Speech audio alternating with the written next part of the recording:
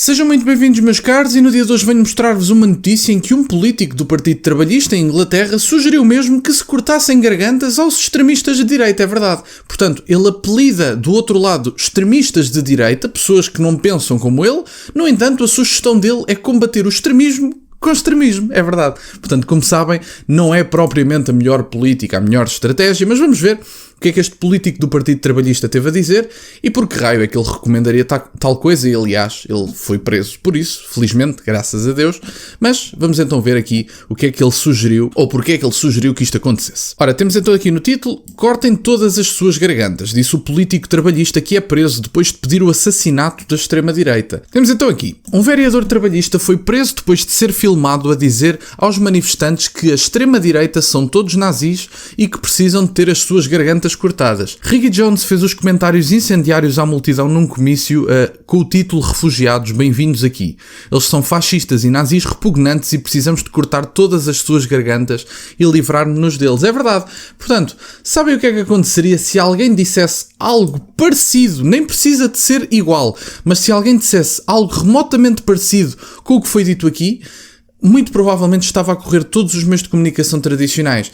Na SIC Notícias estaríamos a falar do terror da extrema-direita e do extremismo. Como este artista é do Partido Trabalhista, vocês não vão ouvir um pio sobre este assunto. Temos então, pelo menos um alegre administrador da Amnistia Internacional riu e aplaudiu enquanto Jones, que representa a ala Princess do Dartford Borough Council, no sudeste de Londres, arrancou aplausos dos membros da multidão, alguns mascarados, e fez um gesto de cortar a garganta. O grupo em redor de Jones gritou "Palestina livre". O líder reformista do Reino Unido, Nigel Farage, tweetou: "Este homem deveria ser preso, senão sabemos que há policiamento de 2 níveis. E, portanto, temos aqui o vídeo, até vos vou mostrar o vídeo das declarações. Eu já vos disse as declarações, mas podemos ver a cara do artista e as declarações em vídeo. Portanto, se calhar vou aproveitar, e também são só 8 segundos, portanto, vamos então ver aqui o vídeo destes protestos em que são contra o extremismo de direita, mas andam com bandeiras comunistas. Vamos então ver. They are disgusting, nasty bastards, and we need to cut all their throats and get rid of them all. E as pessoas riem-se e batem palmas, é verdade. Portanto, imaginem, mais uma vez digo, o que é que seria se fosse do outro lado. Ora, temos aqui: na quinta-feira a Polícia Metropolitana anunciou que prendeu um homem por suspeita de incitar assassinato e por ofensa à ordem política. O Partido Trabalhista de Dartford também suspendeu o vereador Jones. O contraprotesto do Nordeste de Londres foi amplamente elogiado nos grandes meios de comunicação, apresentado como um fim aos tumultos provocados pelo assassinato de 3 meninas em Southport na semana passada, como o exemplo de a comunidade se ter unido para vencer o ódio. Preocupações públicas sobre a imigração em massa e segurança foram, na sua maioria, descartadas por esta cobertura. E, portanto, o que nós temos aqui foram basicamente protestos. Muitos deles foram interpretados como formas de xenofobia, como aliás são sempre, vocês já estão habituados a isto, não é propriamente uma grande novidade, não é que eu vos esteja a dar uma grande novidade sobre este assunto, mas estes protestos foram interpretados, na sua grande maioria, como formas de fascismo e de outras ideologias que já cessaram no século passado. Não é como se estivéssemos a falar de um fenómeno atual. Qualquer pessoa que tenha lido 2 livros de ciência política na sua vida inteira consegue compreender que o nazismo e o fascismo são fenómenos do século passado. Não estamos a falar como se isto fosse a reativação ou o reacender da chama desses 2 fenómenos. Não são. Não estamos a falar de movimentos políticos que tenham parecenças com isso, que estejam a ganhar força de todo. Aliás, são condenados, mesmo em Itália, partidos que são historicamente ligados ao fascismo. Mesmo esses líderes rejeitam ligações a essas ideologias do século passado.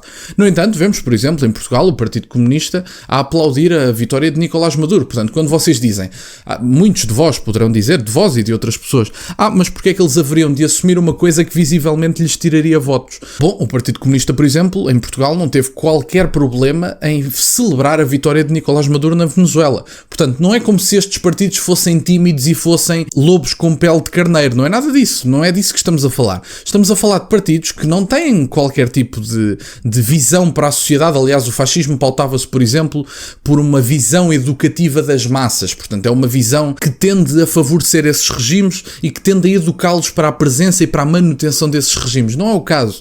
Nós não vemos em Itália isso. Aliás, a Meloni, em tempos, obviamente que ela se moderou no discurso e nas suas medidas, sem dúvida, mas a Meloni, que em tempos foi chamada de fascista, a Meloni tem aprovações estratosféricas, está no governo italiano há muito tempo, e, com essas mesmas aprovações que foram confirmadas ainda mais nas eleições europeias, e não vemos qualquer tipo de imposições ditatoriais por parte de Itália. Aliás, as pessoas à direita até estão desiludidas, e em certa medida eu também, com a Giorgia Meloni, visto que ela moderou muito o seu discurso e a sua forma de estar. Vemos, por exemplo, o Viktor Orbán, que é apelidado de ditador e tudo mais. Bom, quer dizer, nós não vemos os húngaros a não eleger Viktor Orbán. Viktor Orbán tem mais legitimidade democrática que os burocratas em Bruxelas que lhe chamam antidemocrático. Viktor Orbán é eleito, ganha eleições, ganhou as europeias, ganhou as legislativas e, portanto, Viktor Orbán é um político legitimado e que também é desta nova onda. Vemos, por exemplo, o partido do Geert Wilders, que agora está, de certa forma, no poder, como primeiro-ministro, que não Geert Wilders, mas acho que foi selecionado pelo próprio, foi uma coisa deste género. Também vemos que a Holanda não se vai transformar numa ditadura. Quer dizer, há vários sinais, há várias provas. O próprio Trump, quer dizer, o Trump, que é o antidemocrático segundo a Kamala Harris, o Trump já governou. E, portanto, a Kamala Harris, quando atirar essas características a Donald Trump, tem que perceber que Donald Trump já deu provas de que não quer transformar os Estados Unidos da América numa ditadura, que foi um homem que está legitimado democraticamente pelo Partido Republicano, ao contrário da Kamala Harris, e, portanto, há aqui várias questões de que muitas destas pessoas afirmam que estes líderes desta nova direita, desta direita radical, se lhe quiserem chamar assim, são antidemocráticos, não querem saber da vontade do povo, mas ao mesmo tempo chamam-lhe populistas. Populistas, por definição, em ciência política, é uma definição que confere ao líder populista a vontade de devolver a soberania ao povo. E, portanto, estes sistemas, estas constituições destas democracias liberais retiraram e aliás, aumentaram um problema de representatividade nas democracias ocidentais. Porque nós vemos em França, por exemplo, que o partido mais votado não está a governar. O Rassemblement National foi o partido mais votado. No entanto, estas coligações, muitas delas que eu acho que são indignas mesmo, acho que não têm nada de funcional, antagónicas ideologicamente, como já disse várias vezes, no entanto ganharam eleições. A Nova Frente Popular tem um comunista zeco na sua liderança, que era o Mélenchon, e ganhou as eleições. No entanto, o partido mais votado não vai governar. E, aliás, segundo as eleições, ficou em terceiro lugar face a duas coligações.